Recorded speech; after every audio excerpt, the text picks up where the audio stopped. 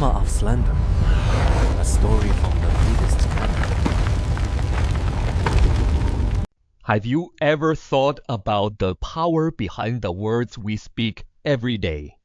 Today, I want to share an ancient story from the Buddhist scriptures. You will see how a single lie planted a seed of malice, leading to a karmic consequence far beyond anything we could imagine. First, try to picture this. What kind of severe crime would someone have to commit to suffer through an endless, horrific torture? That is the mystery we are going to unravel today. The vision of Magilyanan. The story begins with one of the Buddha's great disciples, Magilyanan. He was known for his transcendental powers. One day, using his divine sight, he witnessed a scene in the hell realm that truly terrified him. He saw a sentient being whose body was so massive it stretched for several kilometers. This being was enduring non-stop agony. But do you know what the most chilling part was? It was his tongue. His tongue had been pulled out completely, stretched out like a long piece of cloth, and pinned onto a red-hot iron floor with giant nails. Just hearing this, you can probably guess the nature of his crime. Right, it almost certainly had to do with speech. But it doesn't end there. Something even more gruesome followed. Several farmers appeared, driving oxen to plow fields right on top of that tongue.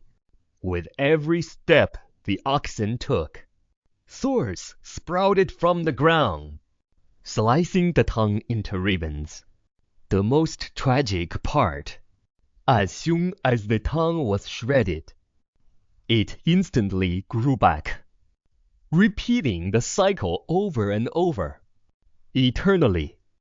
Even Magilyanan, the foremost in supernatural powers, was stunned.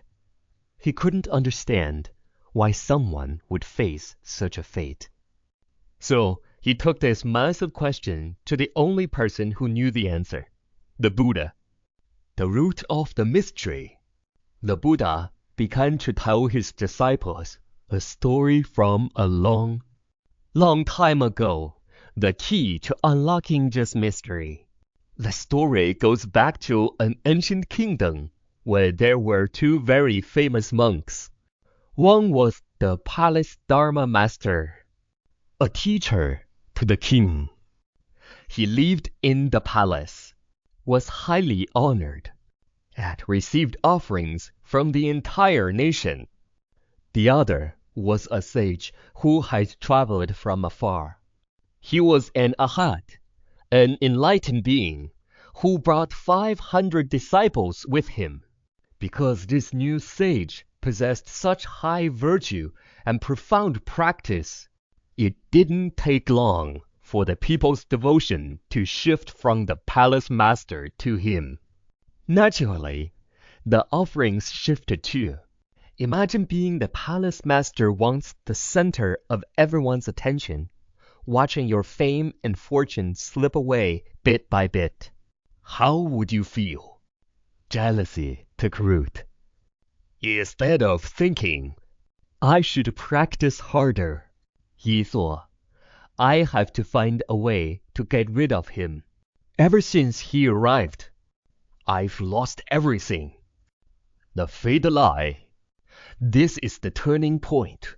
A single thought and a single sentence triggered a karmic retribution lasting for eons. The palace master began spreading a malicious rumor. He went around telling people, that new sage, he broke his precepts long ago. Everything he teaches is a lie. Do not follow him. That venomous slander became the root of all his future suffering.